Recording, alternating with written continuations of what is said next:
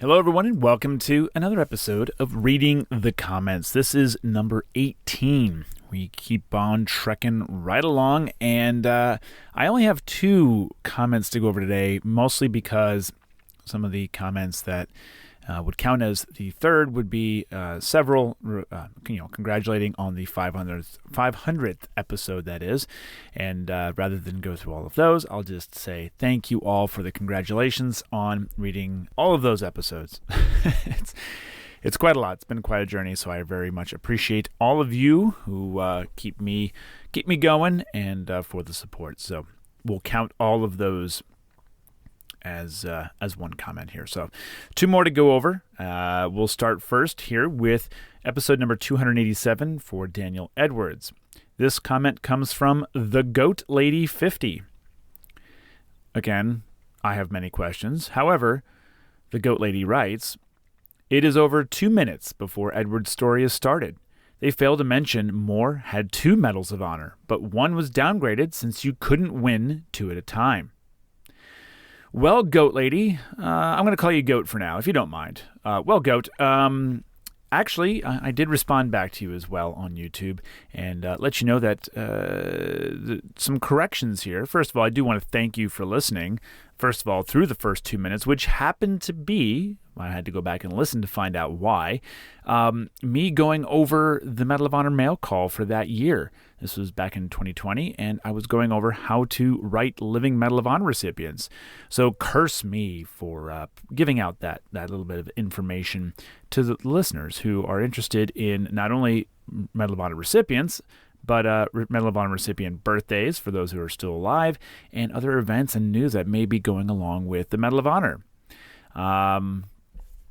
Also, another correction is there is no they, and if you have listened to the podcast for more than 5 seconds, which I'll be a little bit more fair about that.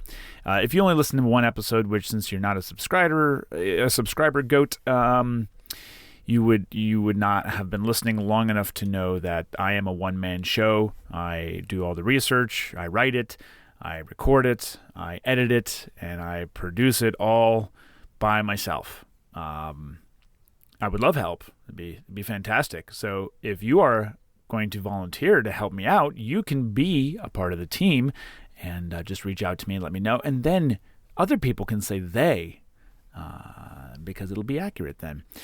So in regards to Edwards' story, Daniel Edwards' story, I had to go back and just refresh myself because obviously I've done quite a few of them. I had to refresh. He may have been recommended for a second, but he never received a second. So your comment saying that he had 2 Medals of Honor but was downgraded, well, that would be incorrect because you are correct that you could not receive 2 at a time, not win. There is no winning. You could not receive 2 at that time. So he might have been recommended more than once for 2. I could not find that in my research at the time. And if he had received 2, I definitely would have reported that since there are double recipients throughout history, and I've covered all of them. So I'm going to say checkmate on this one. But thank you for listening. Really appreciate it, and thanks for stopping by. Moving on to the last one, which is number 253, William Bordelon Jr. I had to go back and check this one out too. Again, I've been through a lot of these, so sometimes I have to go back and just do some freshing up here. This comment comes from Texas Red. He writes, "The actions were on the 20th of November, not the 25th. Tarawa lasted from November 20 through November 22. Staff Sergeant Bordelon was killed about 10:10, which is 10 o'clock, on Beach Red 2, an hour after the first assault waves reached the beach."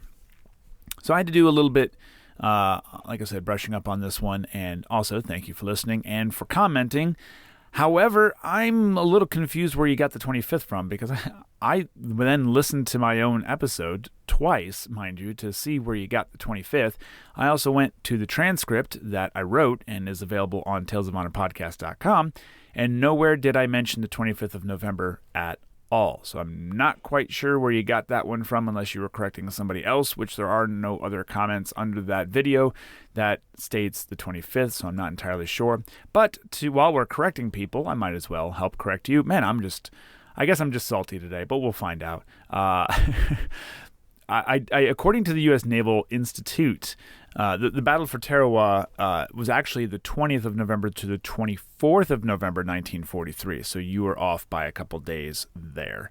And also, you named it Beach Red 2. It was actually Red Beach 2, and there was also Red Beach 1. There was also White Beach and Blue Beach. So you're off a little bit. The fact that you came up with the very specific time of 10:10, I'm unsure how you got that. But based on the estimate of the U.S. Naval Institute, it is safe to say it was about 10 o'clock when Staff Sergeant Bordelon was killed. So you're close enough. I'll give you 10:10 on that one. But that's all I got. Thank you for listening. If you would like to be a contributor to the podcast and help me research and write these episodes, I will never say no to help. I'm willing to help. To receive help. If you'd like to write an episode for a future recipient, I'm being dead serious. This isn't just for Texas Red, but for anybody. If you want to be a contributor, let me know. Contact me. I will gladly kind of give you a format that I'd like followed, although you could go back and read all the other episodes to kind of see the format. I want to stick to that format. And you can then show me your sources, and just so that I can verify it to make sure that it passes the sniff test. And I will gladly list you as a contributor and give you credit. I can't give you money because that's not what I do. So please help out.